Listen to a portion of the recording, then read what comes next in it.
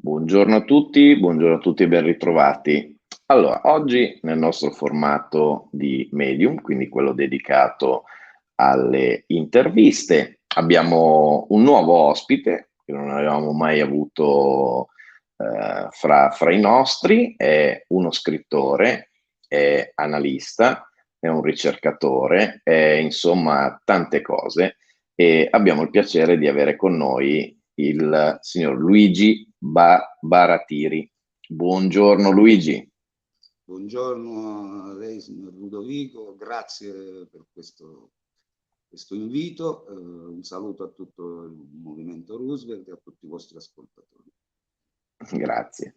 Allora, perché ho detto e tante cose? Perché appunto, oltre a, come detto, essere scrittore, a essere ex e attuale analista in base alle varie declinazioni, è anche uno studioso e si è impegnato anche con la creazione di una nuova idea, soprattutto, oltre che di una nuova associazione e tutto. E quindi cercheremo di vedere insieme a lui, insieme a Luigi, tutti questi aspetti. Magari io partirei, se sei d'accordo Luigi, farei magari una piccola introduzione lascerei a te, che sei il più esperto sicuramente sul soggetto che stiamo trattando, lascerei a te una breve introduzione per presentarti a tutti i nostri amici, sia quelli che ti conoscono, sia quelli che dovessero non conoscerti, e poi magari approfondiamo insieme tutti questi altri temi del libro che hai scritto e dell'associazione Il Barat. Perfetto, grazie. Dunque, io vengo alle luci della ribalta, ahimè, nel agosto del 92 perché da piccolino mio padre era migrato in Libia, ho vissuto sempre lì, poi andavo un po' sotto e sopra per l'Italia, sono abruzzese di Giulianova di origine, ma sono 22 anni ormai che sono a Berlino. E, siccome avevo molti rapporti commerciali in Libia, vengo alla ribalta perché l'allora SISMI, Servizio Segreto Italiano, mi contattò parlo arabo, da piccolino ho imparato, mi contattò per collaborare esternamente comunque. E poi successe che l'affair Urani nel 92 finì su tutti i giornali, che fu un misunderstanding tra forze statali. E poi però io scompaio dai radar, diciamo, e quindi sono 22 anni che sono a Berlino, ho scritto un libro, lo faccio vedere, dove racconto tutto questo che vi ho appena detto, l'intelligence degli dei, edito da Nexus. Ha venduto migliaia di copie, anche se purtroppo non avendolo stampato da solo, l'ho fatto con la casa editrice. Gli incassi sono pochi, ma questo è il problema. Faccio una battuta. Allora, quindi sì, in questi 22 anni ho approfondito tanto a 360 gradi, quindi nel 2018, per venire ai punti salienti, fondo l'associazione Il Barat, che è un'associazione senza scopo di lucro con sede a Lugano in Svizzera, ma opera al momento solo in territorio italiano. Il barat non è un baratto. Intanto era stato pensato per una forma d'aiuto reale sul campo alle persone, perché c'erano imprevisioni e l'avevo capito, crisi, anche se non pensavo a queste proprio che stiamo vivendo. Però sempre la direzione era quella, si era capita. Per chi un po' spazia a 360 gradi, ripeto, si era capita. Quindi questa associazione, in poche parole, Metto in non è... onda, magari intanto vediamo in sovraimpressione, ho messo il Sì, sì. link al sito ufficiale in modo che chiunque volesse approfondire, poi entrare meglio nel tema, possa farlo liberamente. Sì, dicevo, in poche parole, ti registri sul sito, metti le tue competenze, la tua geolocalizzazione qualunque lavoro, nell'iscrizione diamo 10 barat, che un barat equivale a un'ora di lavoro. Praticamente qualunque cosa ti serve, lì dentro ci sono da medici a falegnami, avvocati, a psicologi, diversissimo. Ovviamente più siamo e più funziona. Si possono fare anche da un punto di vista di lavoro online, per quello che concerne la parte che si può fare a distanza. Quando, per esempio, io faccio un'ora del mio lavoro, mi viene dato un barat, a quel punto io apro il portale, non è che cambio con chi mi ha dato quell'ora e mi dà il suo ora di lavoro, quello è il baratto tradizionale. Qui invece passatemi il termine genialità, il fatto che con quell'ora qualunque cosa poi ti serva e la puoi prendere. Quindi è molto, spazia dovunque e molto d'aiuto a tutti. Perché se io faccio, non so, faccio un programmatore al computer, faccio un'ora, poi però mi serve l'idraulico, io quell'ora me la prendo con l'idraulico, perché in quel momento mi serve l'idraulico. L'associazione è senza scopo di lucro, ho dovuto mettere una quota minima, perché se no non la riesco a tenere in piedi, di 10 euro l'anno addirittura, e diamo 10 barat che sono, se uno con 10 si fa un'ora di psichiatra, un'ora di curatorio, un'ora di idraulico, un'ora di cose, con 10 euro l'anno c'hai l'equivalente più o meno di 1000 euro immediati da spendere, e poi però ovviamente quelli finiscono, te li devi riguadagnare. Vi dicevo appunto, per le spese di gestione c'è chi prende le iscrizioni, qua di là. Siamo diverse centinaia al momento, sta andando a regime. Io non la sto molto pubblicizzando ultimamente perché purtroppo ci siamo ritrovati in questo scenario che però potrebbe, a momenti, quando piano piano comincia a degradare di più, perché la strada è quella, potrebbe dare una grossa mano a tutti. Perché Sì, potremmo dire quasi che è un vero social network, nel senso che sostanzialmente si tratta di persone che si incontrano fra loro, come può accadere nei social network, ma a quel punto per fini mutualistici, diciamo, di mutuo soccorso in funzione di quelle che sono le proprie capacità, le proprie professionalità, le proprie esperienze. Sì, sì, è un misto, non è proprio mutuo soccorso, sarebbe lo scambio di lavoro immediato, cioè io sono idraulico, ti aggiusto il rubinetto, tu sei, non so, falegname, mi fai una cosa che mi serviva. No, qui è molto più ampio, che ripeto, è questa la genialità della cosa. Praticamente io faccio la mia ora di lavoro a qualcuno e poi con quel lavoro io scelgo qualunque cosa. Non sono Esatto. obbligato a prendere quella con cui scambio. Sì, sì, per quello parlavo di social, proprio come fosse una Sì, sì, sì, sì, società che sì, non sì, ha un sì, sì. rapporto per forza uno a uno, ma Esatto, ognuno mette a esatto, disposizione degli altri in maniera esatto. appunto reciproca. Può essere sì uno a uno, ma può essere anche poi in direzioni ovviamente totalmente diverse.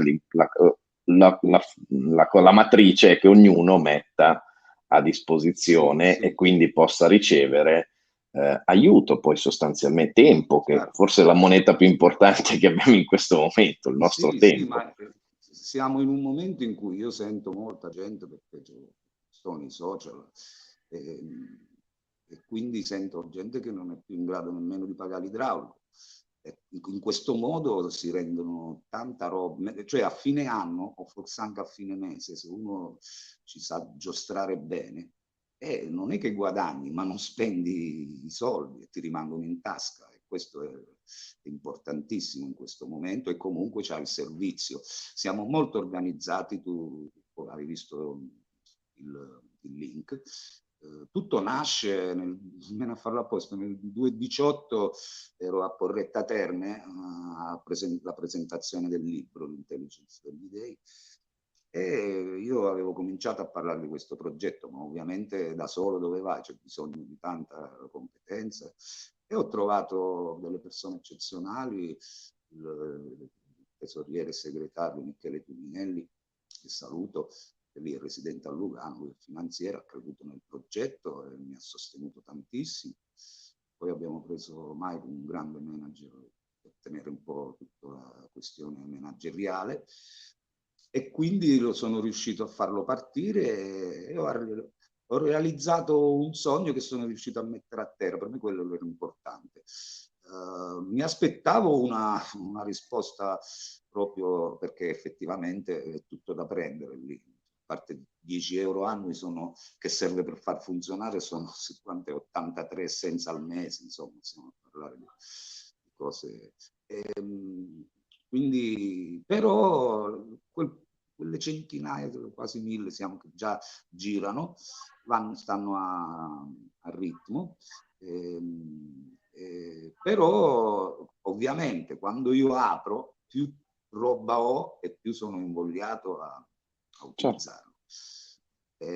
Ripeto, prima lo pubblicizzavo molto, ma da quando è arrivata questa pandemia le problematiche che tratto sono più urgenti, ma tutti sanno che c'è questo strumento, è sempre sotto i miei video il link, e lo voglio utilizzare.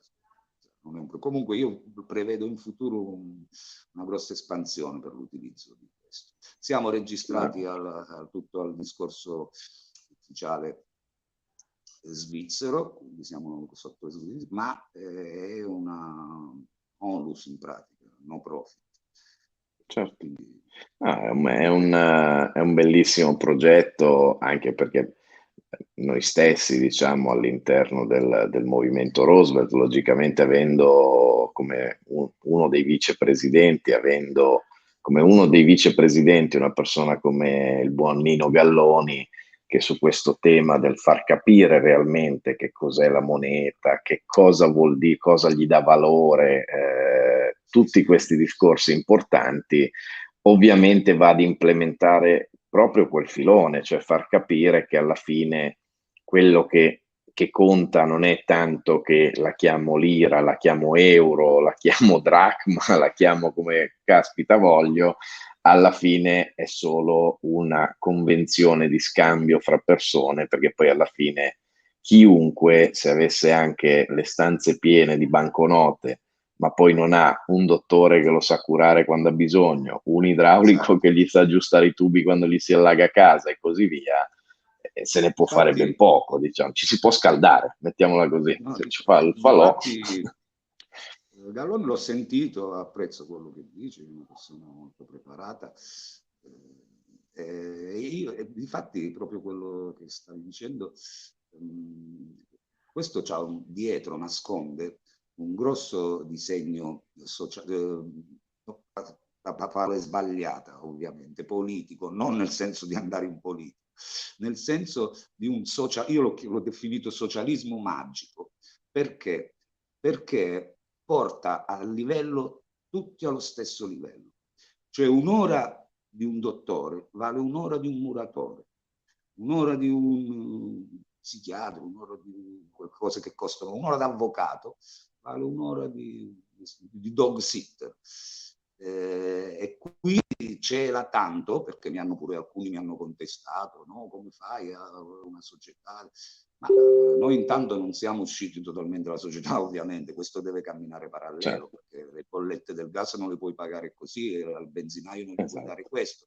Quindi ovviamente si tende ad usarlo il più possibile per mettere a fine mese, fine anno, più soldi possibili in tasca, non che guadagni, ma che non spendi. Quindi non girano soldi lì, a parte 10 euro di iscrizione annuale addirittura. E quindi ci tengo a precisare, era un'idea proprio, un ideale. Parliamo di socialismo vero, non parlo di socialismo. Sì, sì, dove ci sono tante persone, come noi abbiamo sottolineato spesso, quel forte equivoco fra le persone uguali o eguali, che sembra la Esatto. stessa cosa, ma sono due cose molto diverse.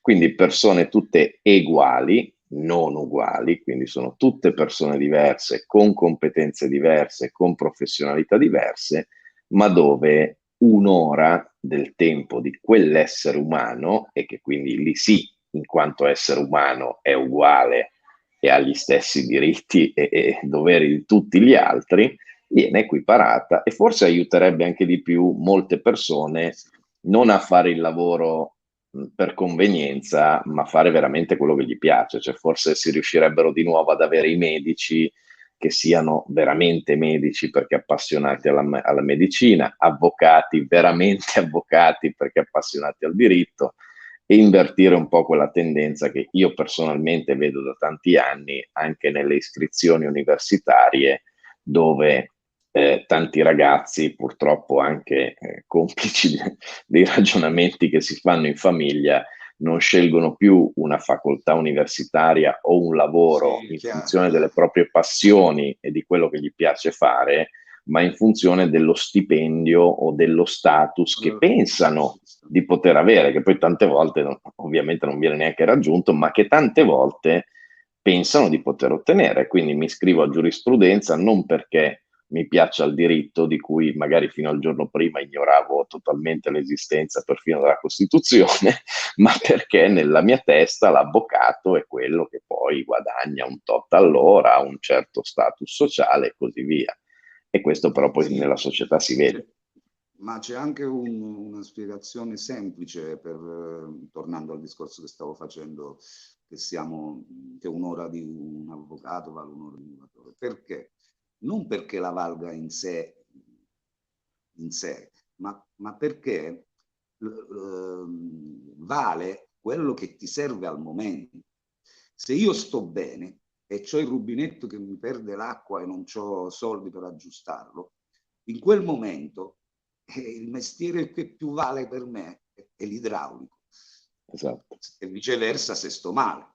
Quindi è in base alle esigenze del momento il valore dell'oro. Ma uno ha studiato tanto, ma se uno sta in quelle condizioni vale quello. Ecco perché uno vale uno. In parte l'ho spiegato Certo. così delle volte. No, uno vale uno come dice Grillo, ma come hai sottolineato tu. Come hai sottolineato tu. Eh È sì, ma uguale. forse anche in quella giustificazione, tra virgolette, che giustamente dicevi, perché torna spesso, ma io ho studiato tanto. Una Esatto. persona che lo fa perché ha quella passione, ha quella voglia, non si lamenta di aver studiato tanto, anzi è grato di aver potuto studiare tanto. Cioè io, per esempio, posso dire di aver studiato più dopo aver finito la scuola che non a scuola, perché tante cose della scuola non mi interessavano, non mi piacevano, e invece poi ho trovato tanti filoni di studio che mi interessavano, quindi mai più mi sognerei di lamentarmi e dirmi, ma io mi sono dovuto leggere 50 libri su quell'argomento. Sono grato di averli potuti leggere, anzi, se ce n'è 51, volentieri. No, ma io usavo pure facevo sempre dei parallelismi. In pratica, io ho studiato, ma il riconoscimento che ha un medico non ce l'ha un muratore, a prescindere se non parlo economicamente, parlo Sì, proprio sì, di di reverenza, status. o così come un pilota d'aereo civile, tu metti le mani, la tua vita nelle sue mani, quindi non può essere mai equiparato. Se equipari, equipari a livello economico, ma a livello economico io portavo sempre questo esempio, qui a Berlino un primario guadagna pure 18.000 euro al mese, vai a Mhm. fare il contratto con l'ospedale, ti dice ti va bene questa cifra, tu dici va bene. Se dopo c'hai una BMW, c'hai una casa, c'hai un tenore di vita per quello stipendio. Se poi vedi che un muratore c'ha pure un BMW, compra lo stesso, non sta a chiedere a te che ti cambia. Allora tu devi far Niente. vedere per una prevaricazione. Allora ritorniamo, quindi il discorso poi si basa sempre su quello che io chiamo un socialismo magico, no? Ho messo lì così, perché non dovrebbe infastidire. A meno che qui non si stiamo ancora a pensare alla prevaricazione, io so più bello di te, io so più forte di te, ma quello c'è, ripeto, uno che va da un dottore ha un certo tipo di reverenza e rimarrà sempre, ma quello lo deve spingere nella passione anche. Perché se Certo. noi fondiamo un villaggio primordiale e noi ci dividiamo i compiti, uno fa il medico se è il medico, uno fa il costruttore, uno fa il coso dell'acqua, poi non è che quando è ora di mangiare il medico mangia di più, casomai chi ha sprecato per dire, a quel punto Certo. Quindi capisco che è un'utopia metterla nella società del momento. Difatti il Barat è un parallelismo che noi affianchiamo. Attenzione, non è che è un salto nel buio e viviamo così, chiaramente. Però si cerca sempre di utilizzarlo il più possibile proprio, e poi perché no? Si possono fare convenzioni sia con supermarket, con chiunque, pure col governo, ma devi avere certi numeri certo. nel portale. No, ma anche perché Però sì, poi c'è anche quello. l'obiezione che poi per esempio fanno in tanti quando si parla di questi temi, troppo spesso poi confondendoli con temi tipo comunismo o No, no, no. stati non troppo, che nulla hanno a che vedere con questo tipo di cose. E quindi molti l'obiezione che fanno è dire, però poi il lavoro duro, quello che non piace fare a nessuno, chi lo fa? In realtà non è vero. Per esempio, io conosco tantissime persone che fanno lavori durissimi, ma che non farebbero nient'altro nella loro vita. E uno di questi esempi, per esempio, era, adesso non c'è più, se n'è andato 2 anni fa, ma era mio nonno. Mio nonno nasce come agricoltore, poi nel sud Italia, poi si trasferisce qui al nord, quindi inizia a lavorare nelle fabbriche e così via, ma ha sempre voluto avere un orto e, Sì, dimmi, scusi. e fino quasi a 90 anni, nonostante fosse in condizioni di salute molto precarie, non ha mai rinunciato a un giorno, neanche per un giorno, a zappare la terra. Molti dicevano, vabbè, ma la terra chi la zapperebbe? Ci sono tante persone che non leggerebbero mai un libro, magari, ma guai se gli togli quella roba lì. O come conosco dei ragazzi che fin da bambini, magari perché avevano i genitori nell'ambiente o che sono appassionati di motori, di carrozzerie, tu li vedi, ovviamente hanno le mani sporche, fanno un duro lavoro, ma non farebbero nient'altro nella loro vita. Se gli proponessero di fare i primari in ospedale, non lo farebbero neanche sotto tortura. Quindi ognuno Sì, ha sì, le sue peculiarità e le ma sue ci passioni. sono. Sì, ma intanto una premessa, per me il lavoro duro può essere pure 10 ore in sala operatoria e non puoi staccare mai, è Esatto, duro. esatto. Oppure i turni che fanno fare ai piloti ora, io sono ex pilota e lo so, e sono stressanti, però ovviamente poi questa era una sfumatura che volevo dare, ma pure mio padre era uno, ha lavorato sempre in business, in portetto, era molto agiato, ma guai, aveva 3.000 metri di terra, il vino se lo doveva fare lui, l'insalata la mangiava solo se l'andava a cogliere un'ora prima, aveva di tutto, galline, cose, oddio, aveva 2 operai lì che facevano il grosso, Certo. però appena poteva faceva lui, anche aggiustare le cose, era così e guai, non toccava niente, che non erano un salutista di questi moderni di adesso, diciamo erano le avanguardie di questi salutisti un po' più così. Un po' più coerente. Sì, esatto. Mi ricordo, ho fatto il vino, io da piccolo tutto, perché pure a me poi mi portavano per farmi imparare. Io ho vissuto tutto, so fare il vino, so fare la testa, so fare tutto, me l'hanno imparato. So aggiustare le cose, perché lui se l'aggiustava da solo, si rompeva il cancello, andava a fare. Era una passione per lui. A me mi Sì. pesava, a quell'età adolescente, voleva andare, amici, mi pesava tantissimo, che poi nel tempo, come sempre succede, ho riapprezzato. Me le sono ritrovate, mi Si hanno aiutato rivaluta enormemente sempre. sotto quel punto di vista. Sì. Sì. Senti, a proposito a questo punto hai accennato appunto del tuo passato come pilota ed altre esperienze che hai brevemente accennato, vogliamo parlare del romanzo che hai scritto, che Sì. probabilmente in parte, in tutto, in parte, in sorvolo si No, è ispira dichiarato, comunque. no, Esatto. allora, è fact and fiction, si chiama fact and fiction. Mhm. L'80% da quando si inizia il libro è tutto autobiografico. Ringrazio tanto Marco Zagni, non so se lo conosci, scrittore bocconiano, che mi ha dato una grossa mano nella stesura e mi ha fatto la postfazione, e Don Bosco mi ha fatto la prefazione. Mhm. Anche perché la Nexus me l'ha pubblicato. Il romanzo, sì, allora questo racconta praticamente tutta la mia vita. Mio padre emigrò in Libia nel 67-66 e si portò la famiglia, io, mia mamma, mia sorella, e io avevo 8 mesi.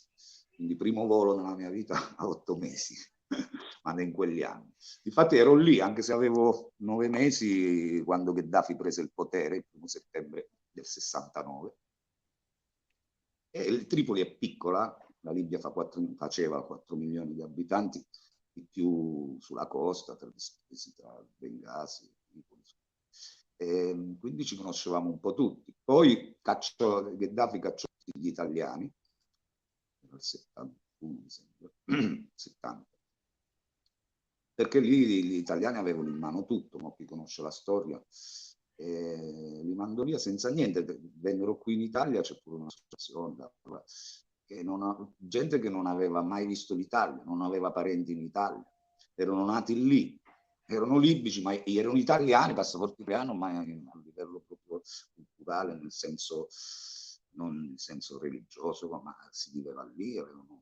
Quindi noi, non essendo residenti lì, nati lì, ci diede un timbro rosso, nel senso che potevamo rimanere perché stavamo per lavorare, non perché avevamo proprietà, perché lì il discorso era che tutti i proprietari di qualunque cosa, locali, cose, banco, officine, erano italiani e i libici facevano solo manovalanza. Quindi Gheddafi, da un certo punto di vista, a prescindere adesso che sono italiano, non lo potevo mai, aveva pure ragione, insomma nazionalizzò. Quindi rimanemmo gli unici italiani. Mio padre a quei tempi installava pompe sommerse per l'acqua nei pozzi artesiani, e tu sai che lì l'acqua è, fino a quando non cadde Gheddafi, la benzina la facevi con i sensi rossi che ti rimangono nella macchina, costava 0,0 al litro. Il vero oro no. era l'acqua. Esatto, era l'acqua. E quindi rimase solo lui, non sapevano fare niente questi, e quindi mio padre cominciò e fece tanti soldi, tantissimi.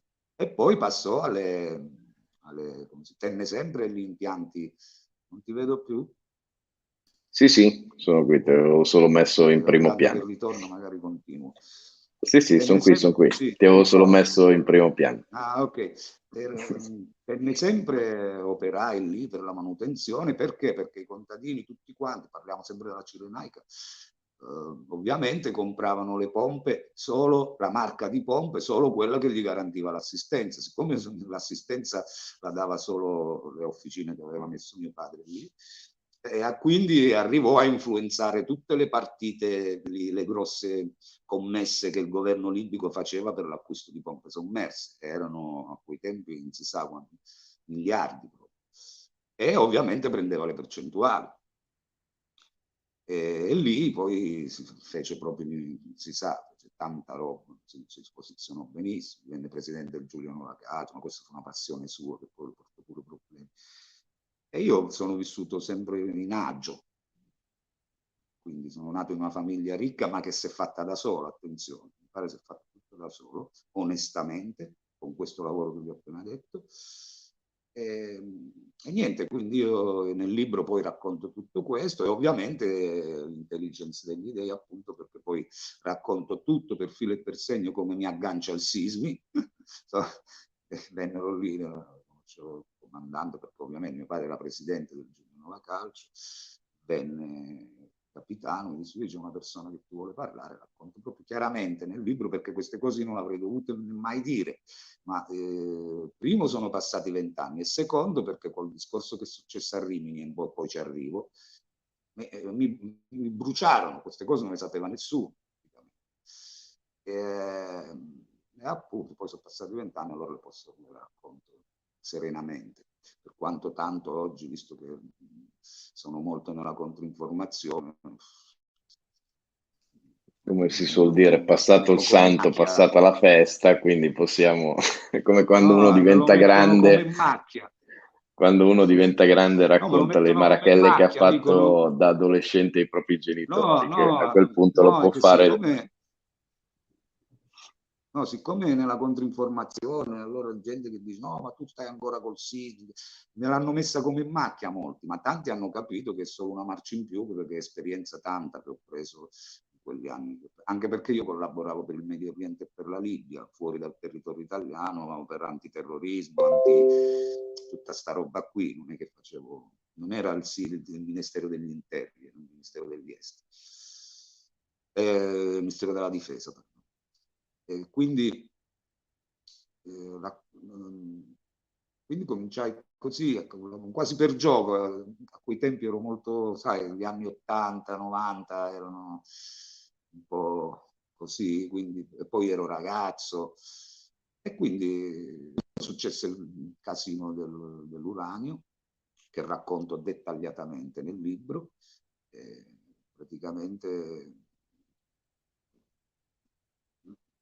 Praticamente loro avevano paura di cose, quando cadde l'Unione Sovietica fuoriuscì tantissimo di questo materiale, era incontrollato, loro, tutti i governi occidentali avevano paura, anche perché erano anni in cui il terrorismo stava rimettendo dei rigurgiti, e non solo, parlo pure quelli medio orientali, e quindi insomma chi mi contattò qualcuno che poi era uno che stava insomma intrigato con la procura di Rimini, e ci fu uno scontro tra forze dello Stato. Mi ricordo che lo scriveva proprio l'Espresso, la notte che mi arrestarono il presidente Scalfaro riunì tutti i vertici dell'Arma, dei servizi, per ricucire uno strappo incredibile, perché si era creato qualcosa di... e non doveva uscire niente di questa cosa. Invece il giudice di quel momento, che aveva fatto delle cose non molto buone, insomma il CSM lo riprese già 2 volte, lui per rimettersi agli occhi, quello gli disse: ti faccio fare un arresto eccellente, perché nessuno poteva immaginare che io potessi lavorare per il SISMI, perché sai, una persona che viene da famiglia ricca, poi giovane, giovanissimo, non immagini mai, quindi lui credeva di aver beccato il trafficante vero e mi si vendetta la procura di Rimini quando io operavo per il SISMI. Ma quando quando i carabinieri o la polizia tuttora trova materiale di traffico d'armi o addirittura di... deve necessariamente avvisare il SISMI e passargli l'operazione, o comunque chiedere se c'è lo zampino. Loro, per prendersi la paternità dell'arresto, dissero che arriva una Mercedes bianca targata Teramo con una borsa piena di cocaina.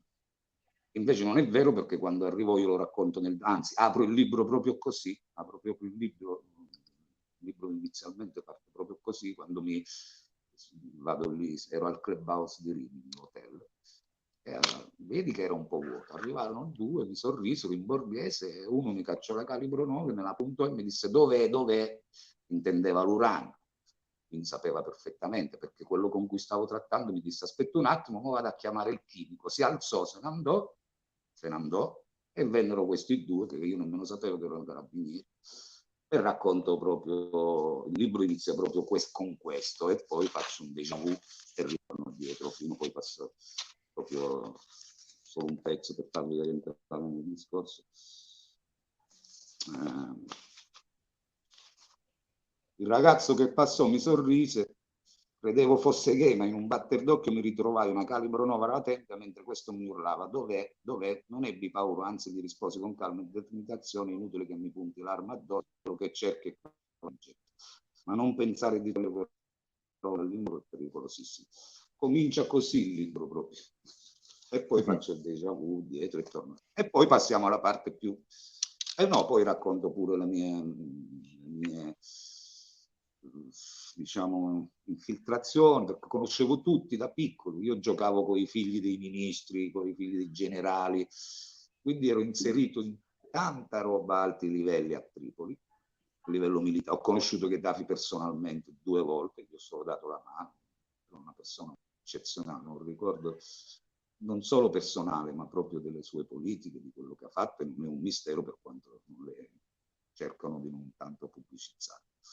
Infatti stetti malissimo nel 2011 quando è successo tutto quel casino, l'ho sentito proprio bene in me questo quello che combinarono, e non è un segreto che in Libia ti dava tutto, se ti sposavi ti dava la casa, gli studi gratis, ti dava $5.000, la luce non costava niente, veramente lì c'era un socialismo vero. Gheddafi mise tutti i comitati popolari per gli acquisti, per le cooperative agricole, veramente funzionava, per quanto è un paese arabo, gli arabi sono un po' così, sono fatalisti, sono molto fatalisti, sono molto pigri, ma riuscì a dargli un'entità nazionale, anche perché lì veniamo da un macello di discorso tribale. Ci sono più di 200 tribù in lotta fra loro da sempre, e Gheddafi riuscì a tenere un equilibrio, per quanto difficilissimo, specie tra Cirenaica, Fezzan e Tripolitania. E lui lo Basta disse: se guardare ad casco io, oggi per capire sì, lui lo cosa... disse, se casco io scorrerà il sangue forever. E così è stato e così è ancora.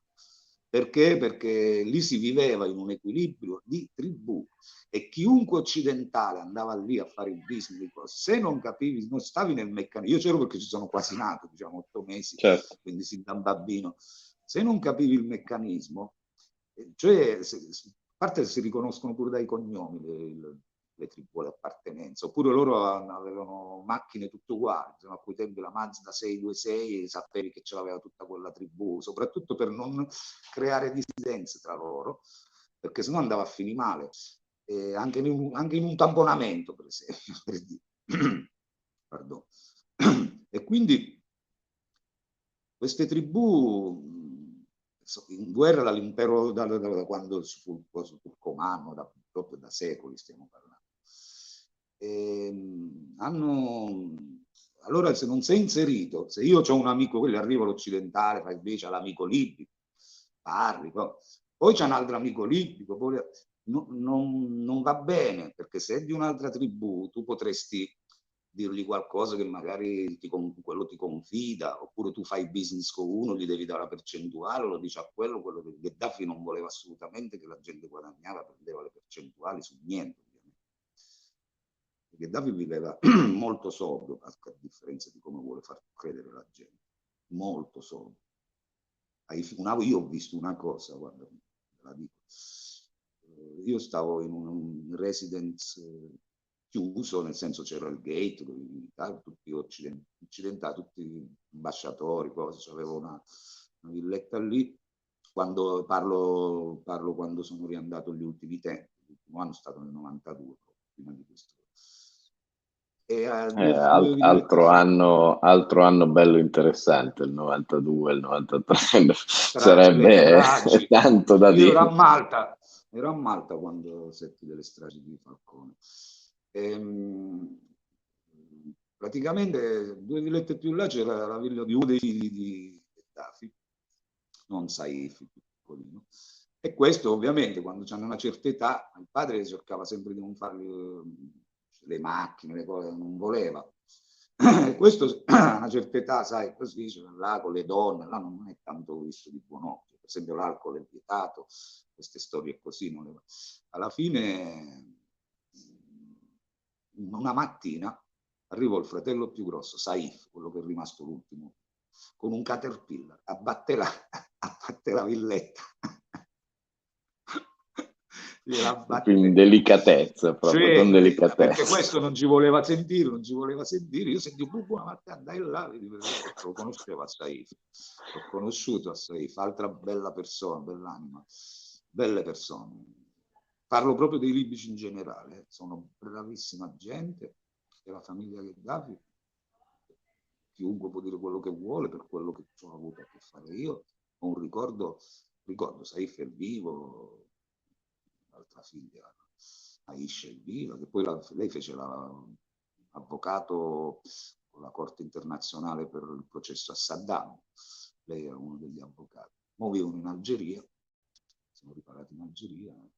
Vabbè, comunque, discorso penso che come tutti e come No, anzi, è veramente interessante anche perché c'è una conoscenza personale e tante volte purtroppo si fa questo errore, lo si è fatto anche in Italia in tutto il periodo di Tangentopoli, nel voler per forza a tutti i costi Chiaro? etichettare ogni persona pubblica o come santo o come demone, quando, ahimè, in base alle situazioni, ai contesti, ovviamente ognuno di noi non è, né salvo rare eccezioni storiche che sono stati santificati e quanta, ognuno di noi non è mai né totalmente santo né totalmente demone. Per esempio, molti dei, magari anche delle azioni deprecabili o che vengono ritenute deprecabili commesse da Gheddafi possono trovare un'ampia spiegazione proprio in quel contesto che spiegavi tu di tribù, e quindi banalmente magari un'azione anche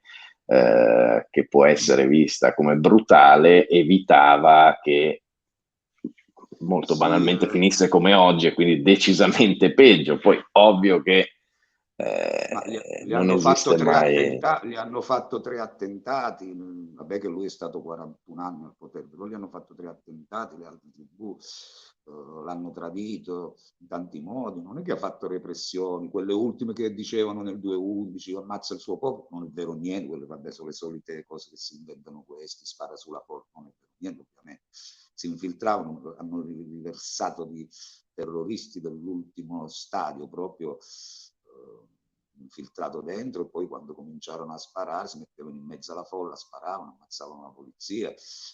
Cioè uno magari si difende, muore uno, spara a quello, no, ha ammazzato quello della folla, non è vero, non è, questo ne so. Poi che poi in questi 40 anni per cercare appunto di elevare, di eliminare queste, non eliminare in senso fisico, eliminare queste, lui fece un testamento, io ce l'ho non cioè nel senso se lo si trova, se vai su Google scrivi testamento del colonnello Gheddafi, disse questa gente non gli bastava mai, cioè questi che magari ci facevano il business, molto gioco, cose, non gli bastava mai. Volevano sempre di più.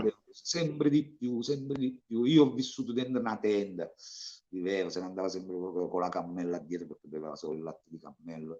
Non ha mai esternato niente, ha dato sempre una percentuale degli incassi del petrolio a tutti i conti correnti dei lici. Queste cose non le dico, proprio questo è vero. Certo, aveva un capitale, ovviamente, devi fare le cose. Ha fatto una delle più grandi opere mai viste negli ultimi 50 anni, se non 100, a centinaia di chilometri dall'oasi di Kufra, ha portato l'acqua potabile fino a Tripoli, o a Tripoli, sulla costa. Io ho visto dei lavori, i conduttori erano degli anelli e ci entrava un jumbo jet.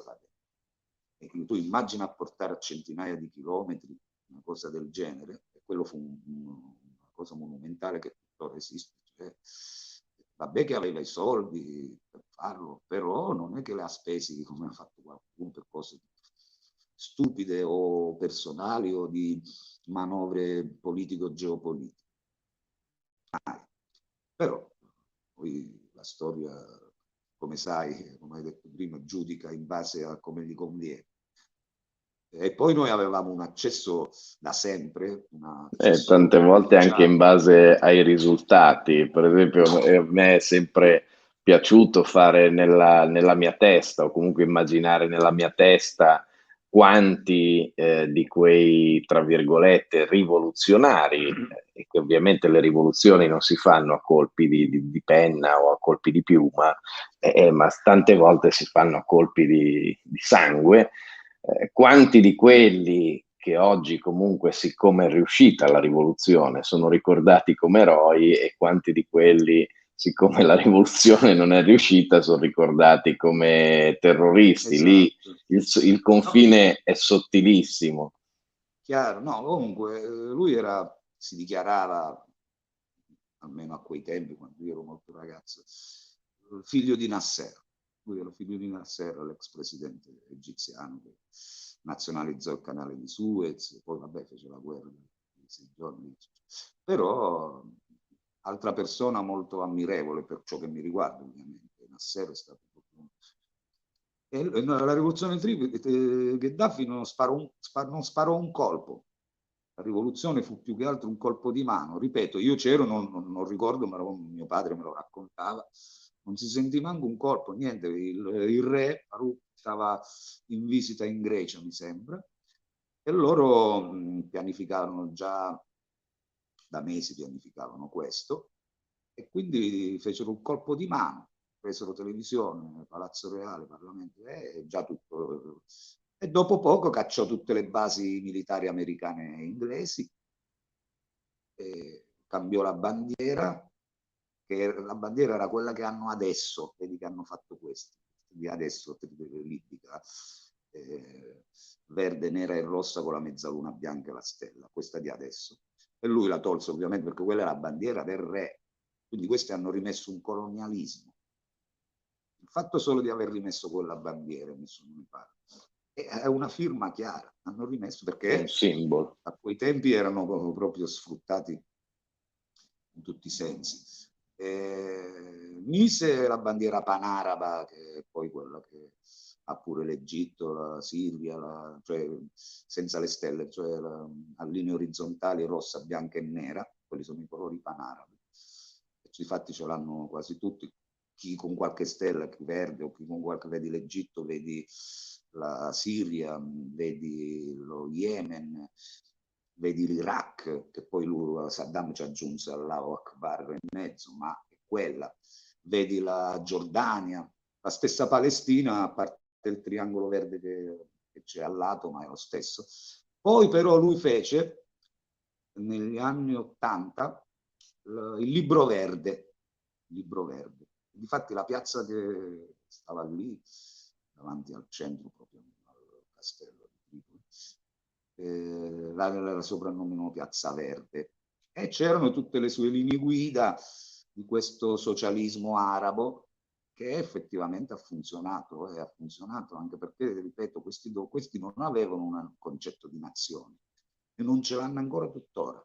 Oddio, mo qualcosina, ma a quei tempi di niente, perché sono tribù, rispondono solo agli ordini delle tribù, il governo non gli interessa. Non gli interessa se Gheddafi o il governo ci diceva qualcosa, loro rimettevano ai loro consigli tribali. E sono tutti armati, poi dopo il 2/11, quando è caduto Gheddafi, ovviamente interessi immani lì di petrolio, tutti gli stati, Qatar, Occidente, Stati Uniti, Russia, tutti si sono inseriti a sovvenzionare con le tutto. A armi quel e soldi, punto a sovvenzionare soldati, armi e soldi tanti, chi quella tribù, chi quella contraria, chi quella cosa, è successo il patatrac.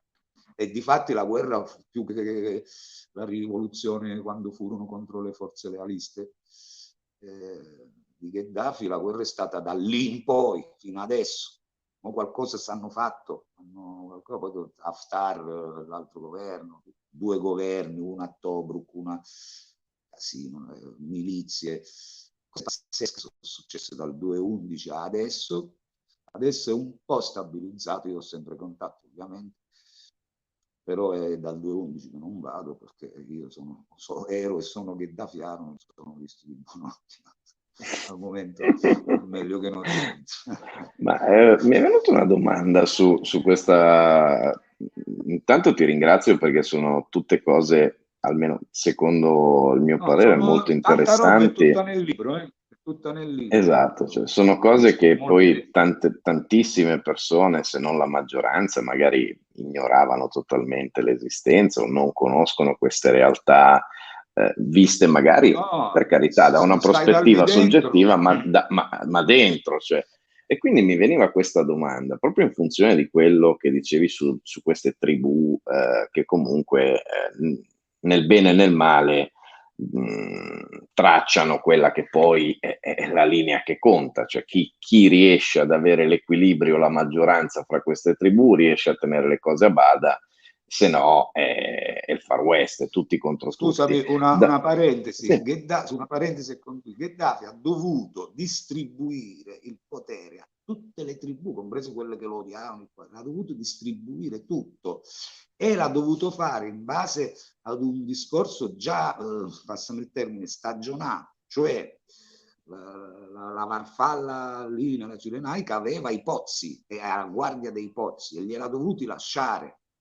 Quell'altro aveva quelli della Cirenaica, quell'altro aveva tutta la via del Fezzan sotto, quindi ha dovuto, perché questi ovviamente quando fece la rivoluzione dovette accontentare tutti e lui riuscì, io l'ho sempre chiamato, è stato un equilibrista perché la situazione era esplosiva e si è visto poi, è riuscito, no? Ma è stato difficilissimo, specie i primi tempi, non dimenticate, io ho vissuto lì, quando gli diedero la colpa, che poi non era, che misero la bomba sul Panama a Lockerbie, gli fecero un embargo immane, io mi ricordo che per andare, ma per decenni, non si trovava, ci fu un periodo, non si trovava niente. Andava al supermarket, ci stava 3 cose, a quintali sopra messi a piramide, quelli detersivi, e un'altra 2 cose. Ti dovevi fare centinaia di chilometri per trovare una coli, pomodoro, quella.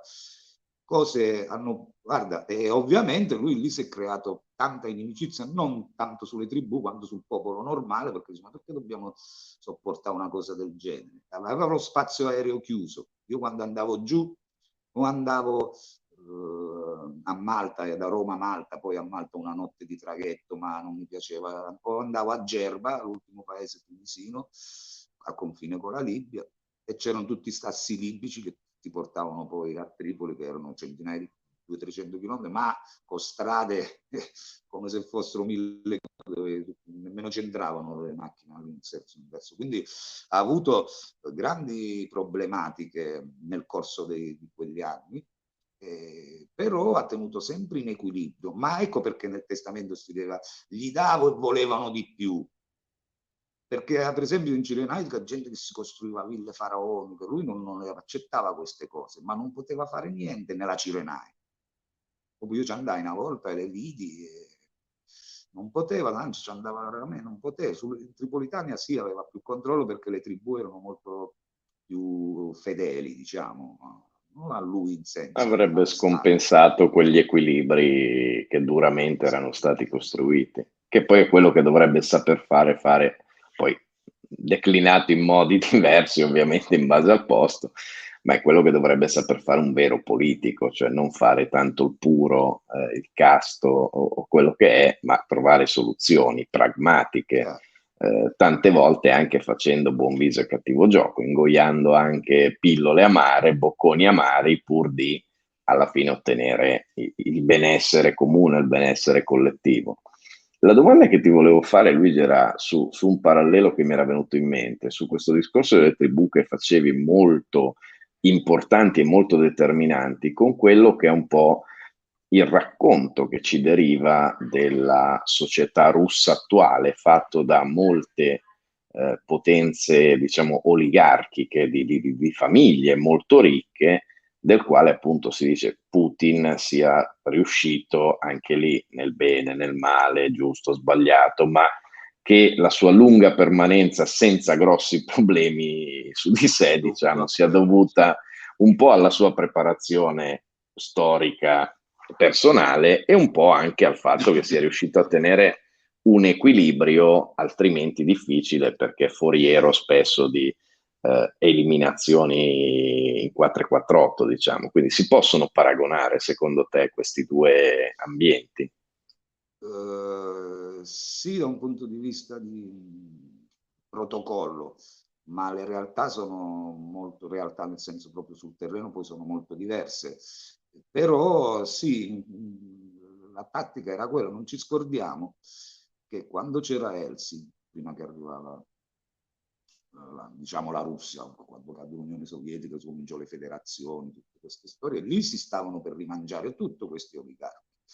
Quando arrivarono a un passo, anzi no, lo fecero, di prendersi la Gazprom, tutto quel discorso, non mi ricordo, Jorodowski mi sa si chiamava, non mi ricordo bene, con gli occhialetti. vabbè, non ha importanza. E lì diede il colpo di coda, nel senso uscì tutte le potenze, diciamo, che stanno dietro adesso a Putin, e rimisero subito le cose a posto, perché spinte dall'Occidente, ma non l'Occidente governativo, anche se poi ci si nascondono, ma tutti questi deep state, parliamo così, vari Soros per parlarci, si stavano prendendo tutto, e la Federazione Russa oggi sarebbe stata uno stato insignificante da un punto di vista geopolitico e economico.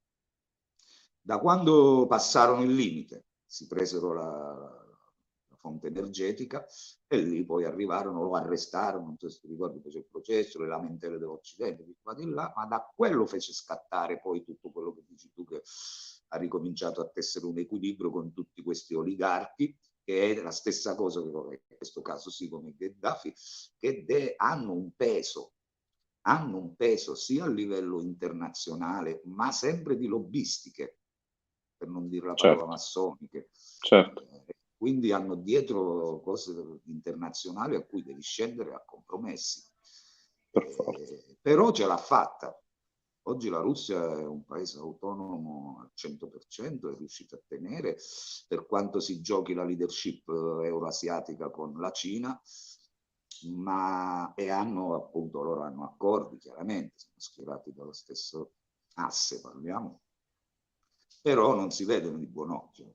Quello che fanno Certo. è tutto per un discorso, non sono mai visti di buon occhio, ma si sono sempre spalleggiati perché stanno sullo Si stesso campo. sopportano, diciamo, si Si sopportano. sopportano per reciproco vantaggio. Infatti sottolineiamo, perché poi arriva sempre il Fecero il BRIC, commentatore, il commentatore fecero o il BRIC. l'ascoltatore sveglio che capisce tutto. Non stiamo anche qui né dipingendo come santo Putin né come No, qui portatore di nessuno, pace e amore, chiunque di... stiamo facendo un discorso politico che è una cosa diversa, perché poi arriva sempre il fenomeno di turno, diciamo che No, capisce vabbè, tutto. io quando dico scendere a quei livelli, scendere a compromessi, significa tanto, non è solo buttata lì, significa quello che stai dicendo, sono compromessi pesanti, sono compromessi così, compromessi che se un nemico vuole utilizzare solo quelli senza spiegare appunto tutta la sfera, potrebbe essere delle cose a volte atroci, ma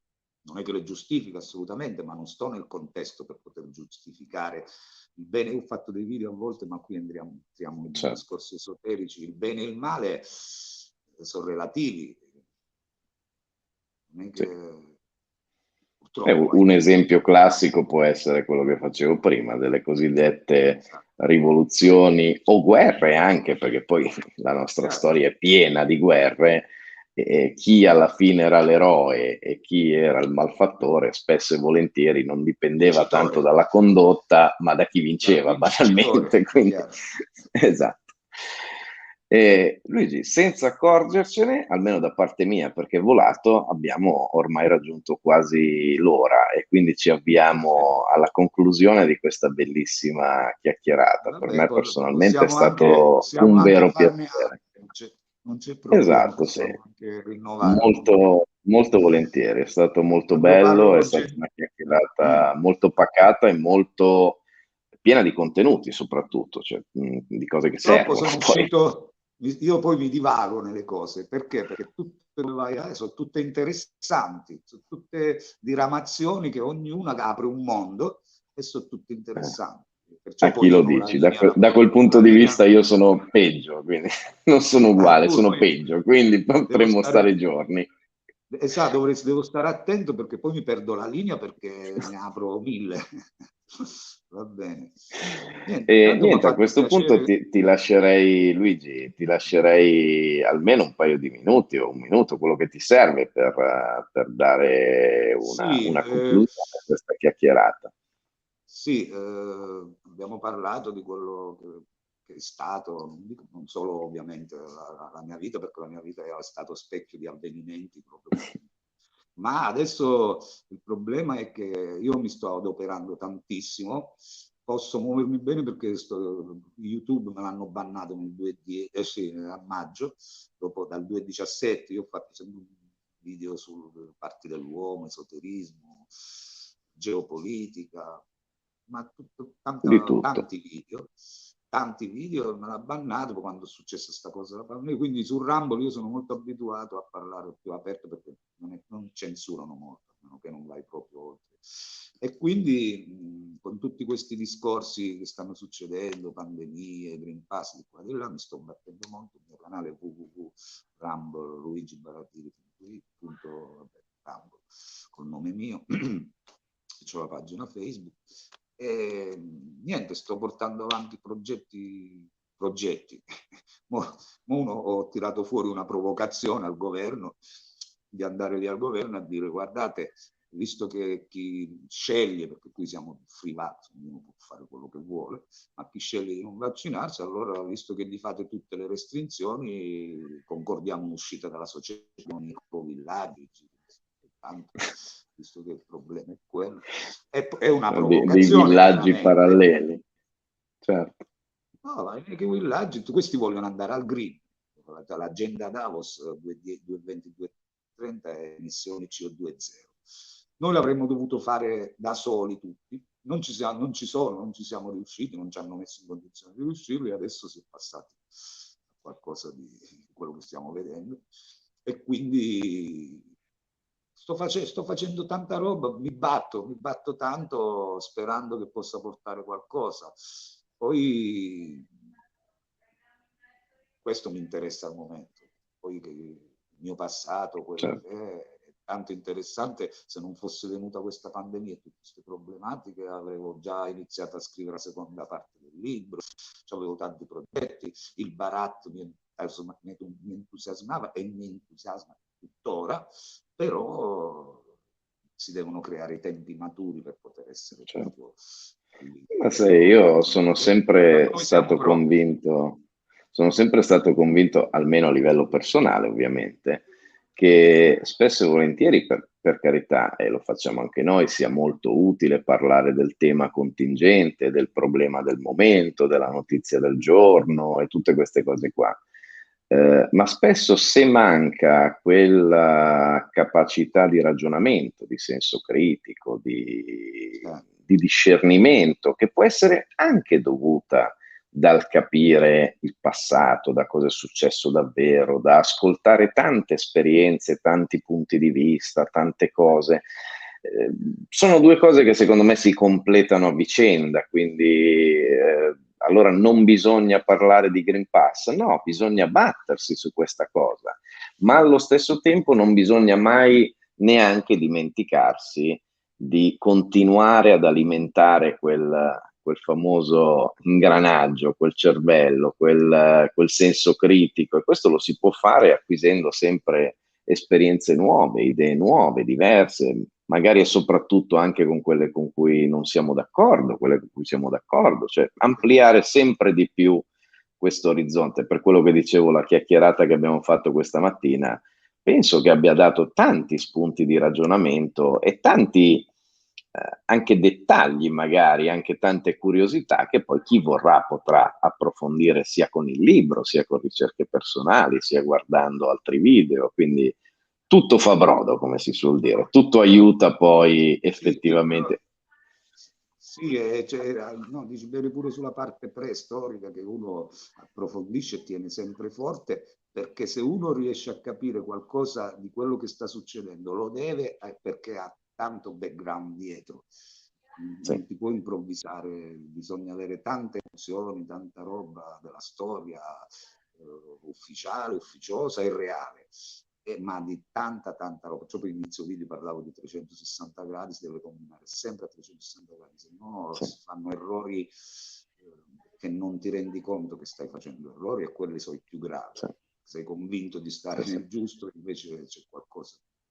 Comunque, dai, beh, basta vedere, perché poi per ogni cosa ci sono i suoi tempi, Luigi, non so se sei d'accordo, ma lo possiamo vedere adesso, come dicevi tu anche all'inizio, sono passati 20 anni, sono passati 30 anni, per esempio, vediamo oggi quanto e come si riesce ancora a parlare, forse ancora troppo con difficoltà, di quella che è stata la Prima Repubblica, Tangentopoli, di tutto quello che è stato quel momento lì, e di cosa ha comportato, si riescono forse a fare analisi e a dire cose oggi che dette 20 anni fa ti rincorrevano per strada. Cioè, se Esatto, provavi a esatto, dire una cosa del genere ti esatto. rincorrevano in malo modo. Quindi per tutto c'è probabilmente un tempo e un modo e prima o poi aiuta tutto, anche quello che è successo apparentemente, dice, vabbè, ma che mi frega sapere No, realmente chi era Craxi, chi era Gheddafi, che cosa è no, stata no, come no? Tangentopoli, ti deve fregare, perché dove vivi oggi Chiaro. dipende La storia esattamente è da quello una che è catena, successo lì. la Esatto, storia è una catena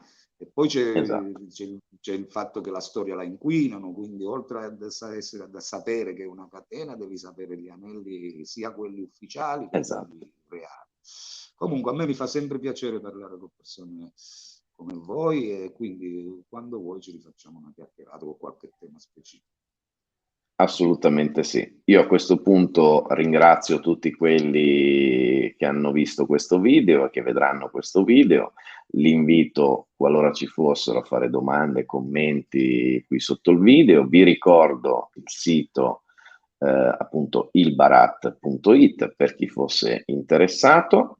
Ricordi anche tu, gentilmente, Luigi, il titolo del libro che non vorrei sbagliare Sì, qualche parola, qualche termine.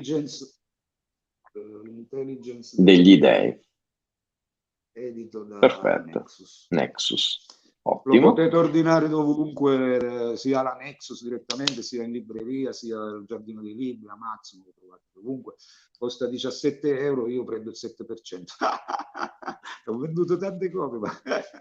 Vabbè, però l'importante è che non lo Va bene. pubblicizzo tanto, non lo pubblicizzo tanto, è una pecca mia perché non perché dici vabbè tanto guadagno, perché il libro, a detta di chi l'ha letto, lo leggono in un giorno, dice, mi hai mai fatto entrare in un mondo bellissimo, Io solo per soprattutto questo. sui libri ho una ferma convinzione che anche fosse, e non penso che sia questo il caso, anche fosse il peggior libro mai scritto sulla faccia della Sì, terra, un anch'io. libro in quanto tale vale sempre la pena di essere letto. Poi Ma alla guardi, fine basta dargli un qui, ho- giudizio. qui non si sa, sono strapieno. No, per non fare, no, qualcuno dice questo è impazzito. No, mise la bandiera quando scoppiò tutto questo, dissi qui siamo in guerra e prepariamoci a una guerra a 1000 anni e metto un vessillo da guerra. Ho fatto questo perché qualcuno ha detto ma questo sta un po'. Ma io sono me stesso sempre e comunque. Non sono queste le cose, Esatto, anzi, esatto. bisognerebbe preoccuparsi per ben altro. Esatto. E Vabbè, io a questo ringrazio il punto, Movimento Roosevelt che mi avete invitato, ringrazio te, ringrazio il dottor Martino e sono a disposizione. grazie a te Luigi, è stato un vero piacere, spero che riusciremo a replicare questa occasione. Ringrazio nuovamente tutti, vi invito ad iscrivervi al canale, a mettere un video se mi piace al video se vi è piaciuto e auguro a tutti una buona giornata e grazie ancora Luigi.